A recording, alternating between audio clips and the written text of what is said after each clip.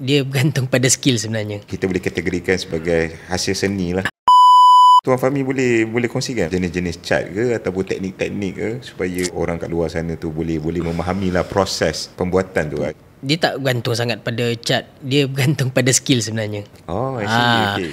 Untuk cat ni dia memang ada beza, cat mahal, cat murah. Tapi kalau skill kita tu tak ada, pakailah cat mahal macam mahal macam mana pun memang takkan jadilah, memang akan rosak.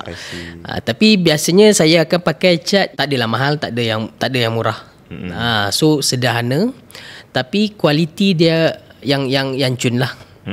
Kita nak yang result tu, kita nak feedback yang baik, kita nak orang repeat balik dengan kita. So basically saya memang skill lah paling penting bagi saya lah, bukan pada cat, barang-barang untuk buat cat tu lah. So maksudnya hasil tangan seseorang seseorang tu lah. Kita boleh kategorikan sebagai hasil seni lah. Hasil seni.